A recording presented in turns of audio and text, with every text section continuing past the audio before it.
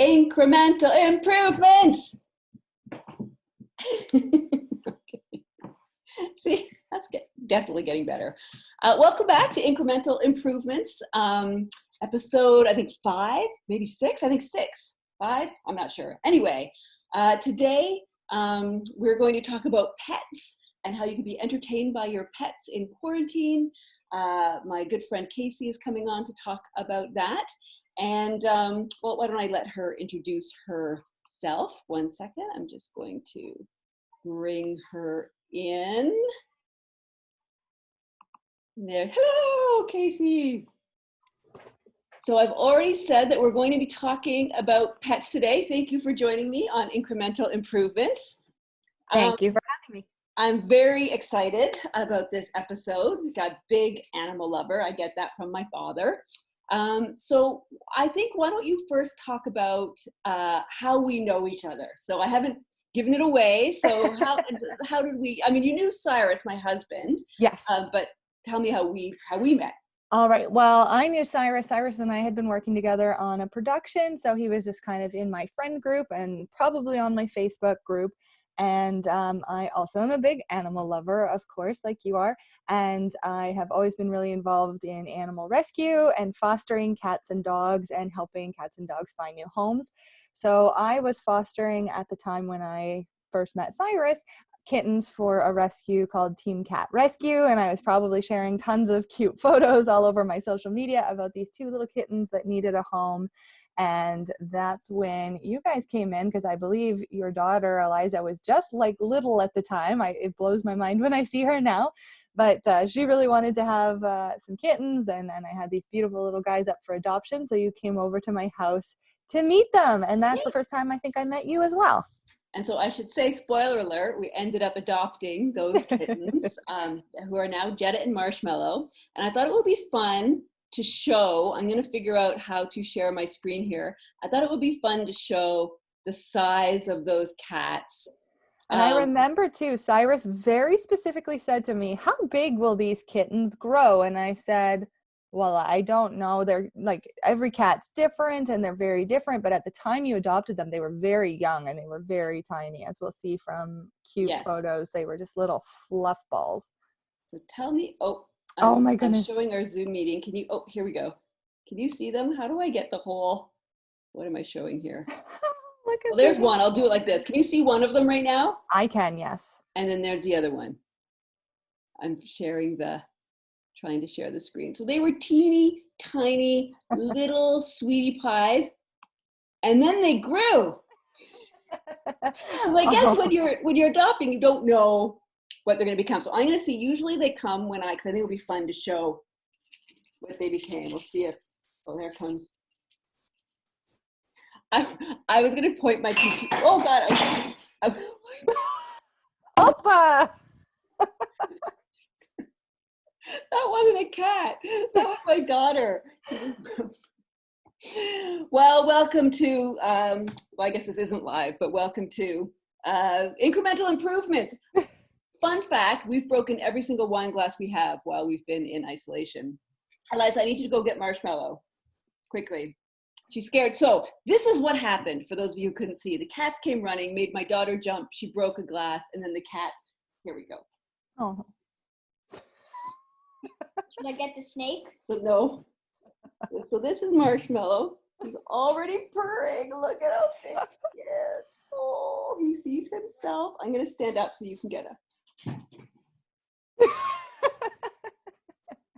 This is him. So the vet thinks that these guys are part Maine Coon. I would have to agree. Although we don't know for sure. So we'll see how long he will sit with me. Anyway. So they're very snuggly. So we talked about you having spent a lot of time in quarantine teaching your pets, because how many pets do you have? I have 3 cats and 3 dogs. So you've been teaching them tricks while they've been in quarantine. Yeah, because, at first we were getting in a lot of walks to the point that the dogs were probably almost like, oh my God, are you serious? We can't do any more walks today, because like, what else are you going to do? And then I decided just, give them some mental stimulation and have fun for us as well. So they like to learn. It's fun for me to teach them new things. So both my cats and dogs are working on some new tricks. Some of them are smarter than others, and we don't make fun of the ones that don't catch on as quick. But yeah, that is how I have been spending a lot of my time. So I thought it would be good for people to learn. I'm going to put this guy down because this is actually like I'm sweating. Like he's so heavy. Like, it's like real, but he loves it. He's purring. He just loves it so much. But oh my God. Okay. He's amazing. Yeah. So I thought it would be fun. So I think that people, first of all, adopt. Right now, there's lots of pets that need to be adopted right now. It's Absolutely. A good time for adopting because people are home and they are, looking for things to do. But I thought you said that you could teach a cat how to give a paw. I can. So in terms of the adoption thing, absolutely. I see lots of my friends, lots of people are looking to adopt. They're thinking it'd be nice to have a companion at this time. I'd say the only thing to kind of think about, especially for a dog, not so much for a cat, but if you're adopting a dog right now, it is a little bit weird because they're getting introduced into your family with a very different schedule than they may need to get used to eventually. This is a really good point. Yeah. So what I would recommend is if you are bringing a new dog more into your family right now, to still try to structure in some like alone time where that dog is either crated or in a separate like playpen or a separate area, because if they get used to you being there 24/7 right from day one, it's going to be really hard then to get them into a routine when you do go back to work or you are leaving the home. And then you could have some serious separation anxiety issues where they're not ready or not used to that. So just something to think about, that try to still work in some routines so that they get used to it. And what is like a good amount of time to keep a dog in a crate? Not an overnight, because I know that's a whole different thing, but during the day, like what would you recommend is a good chunk of time to keep a dog in a crate? If you're adopting and it's an adult dog, it may depend as well if the animal is familiar with a crate. So some dogs, if they've never been crated, it's going to be a real learning curve. So you want to start with just short little increments, like especially if you have a toy or a Kong or something you can leave in there with them for some positive reinforcement. So you could put them in, give them a treat or something, leave the room. Or go for a walk, and you can start with even just 5 minutes and then slowly lengthen it out. If it's a puppy, you might be crating them anyway to help with potty training and that kind of thing, but you kind of have to take it on a per case basis based on how comfortable they are. But even if you're just starting in tiny little increments, just so they're used to knowing you always come home, they're not going to die if they're left alone for a minute, just so that they get used to that. Because eventually, when hopefully we return to some form of normal, you don't want them to be super anxious and destroying the home and howling and stuff when you leave. Right. And you may not know the answer to this next question because I didn't say it. So I have so much fur on my lips from marshmallow. You need a marshmallow wax. Oh, like glass is breaking, my mouth's full of fur, dropping books over there. I've heard that you can't, like if you're social distancing and you're out walking, can dogs come together? I've heard some people say they can't. And I never told you I was going to ask you this question. There's no reason why you would know the answer. But do you know the answer to that question? That's okay.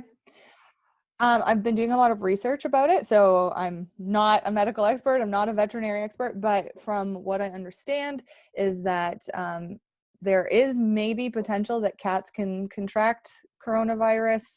There is actually a coronavirus that is in feline, so it's a different coronavirus, same name, but a different strand that does exist in cats, so there is the potential that cats could catch it.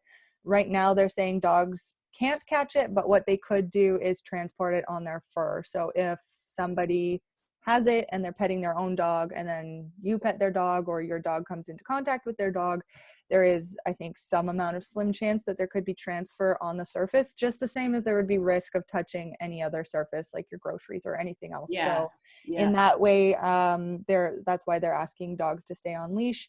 So if you are out walking your dog, trying to keep the same social distance with your dog as you would for yourself. Right. Yeah, because I heard that even like dog parks are closed, and well, luckily I've had to cancel all my cats' play dates.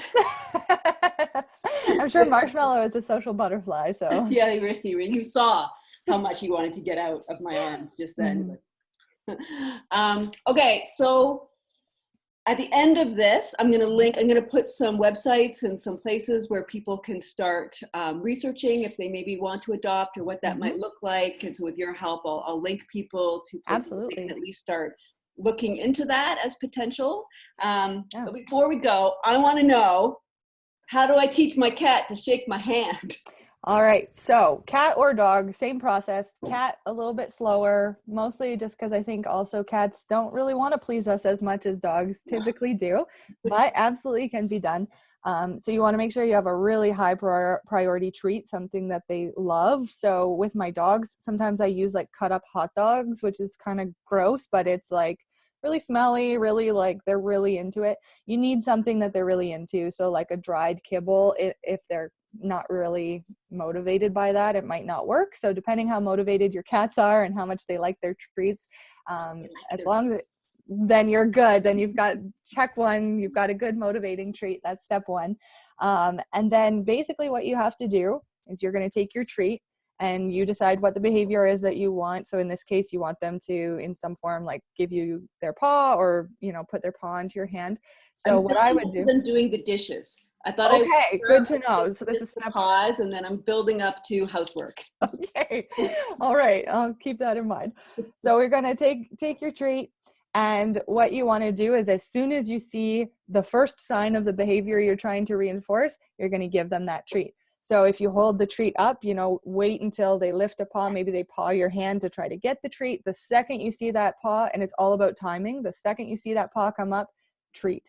And you just repeat that, and you have to have patience because it, like I said, it can take a long time, but just time right now. There you go. That's why this is ideal, right? Yeah. I've been teaching my dog, the one we're working on right now is Play Dead, where I go bang, bang, and they fall on the floor and dramatically die. So that's what we're working on right now. But yes, for the cats, I have achieved a shake a paw with my cat, so I know it can be done.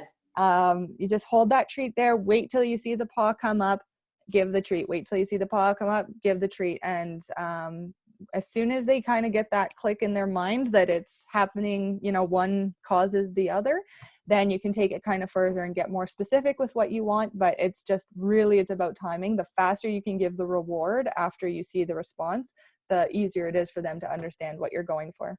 And so if I'm holding the treat and then they just go to get it with their little paw.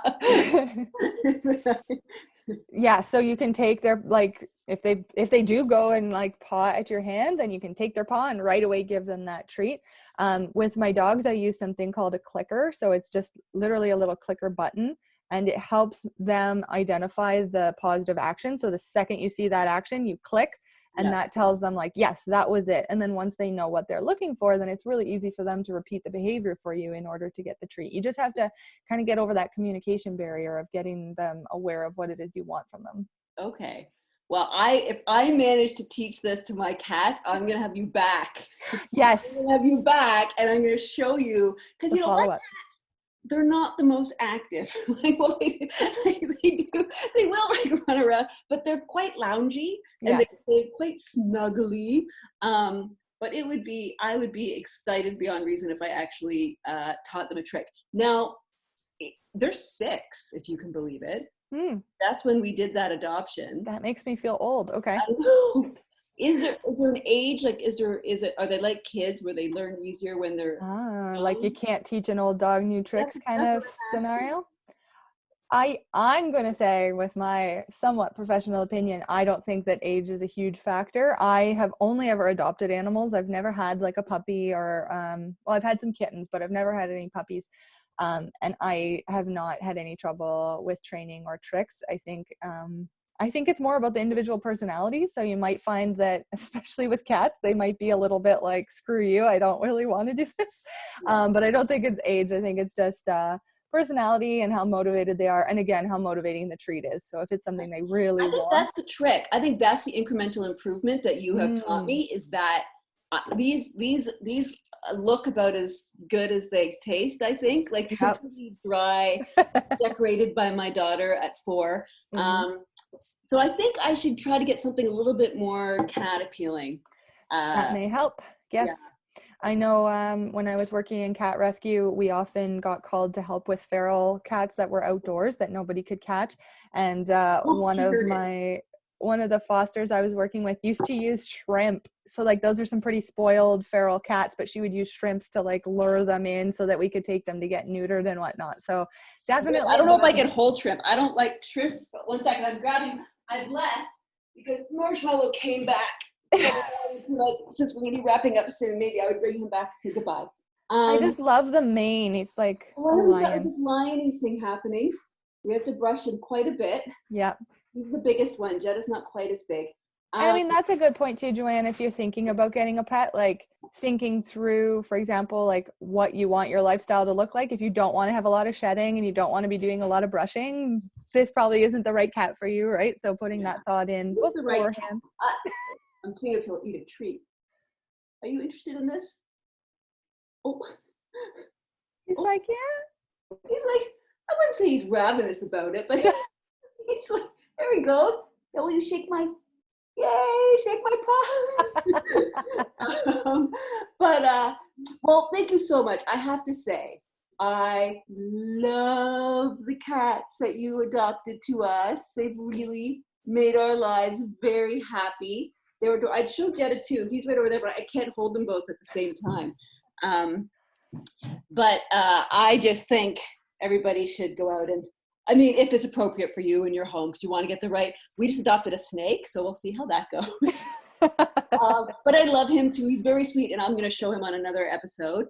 But this is a good time to adopt. I think, you know, people have time on their hands, and it can be really fun to teach them a trick. Yeah, and just do your research. Think about, you know, how much time you have to devote, and how much time do you have to devote in our real life scenario too. And I'm sure you'll share Pet Finder, which is what I'd recommend anybody use, because you can really look specific to what, you know, are you looking for an active dog, a big dog, a small dog, a cat, older, younger, all that stuff you can filter so that you can find something that matches your lifestyle. And so that's the website that you would recommend. Is it petfinder.ca or .com or? I think it's .com, but I'd have to check. I'll look it up and I will link it. I'll link it below. It's the ideal spot to go because it actually aggregates all the different rescues, all the different shelters all go there. So you can actually look across all the different places in one place. So that's where I would go. Okay. I did not know about that website. So yeah. I will link that to it. I think you've done such great work. You've saved so many animals' lives, and I'm sure they all somewhere in their DNA thank you. I know all of us animal lovers thank you. Thank you so much for coming on Incremental Improvements. It was so nice to see you again. Thank you for having me, and thank you for showing me your giant kitties. It's always great to see where they've gone after they get adopted. Yeah, you need to actually touch I got to do some workouts first so I can. You really do that. It's no joke. They're heavy guys. Anyway, well, thank you, Kasey. You need to leave the meeting down there. It was so nice to see you. All right. Have a good day. You too. Bye-bye. So that was Kasey Dunn and how to teach your pet a trick and how to perhaps adopt a pet if you were thinking about doing that over the course of this quarantine. This was a very exciting episode. A glass broke. First time that had the real life snuck in. So you might have thought that I was in a fancy studio, but I'm not. So thank you so much for tuning in. Again, if you want to subscribe to my YouTube channel, which I guess I have now, a YouTube channel. I have 27 subscribers. I think that makes me an influencer. I think I'm pretty important. Anyway, thank you so much for listening. Thank you again to Kasey.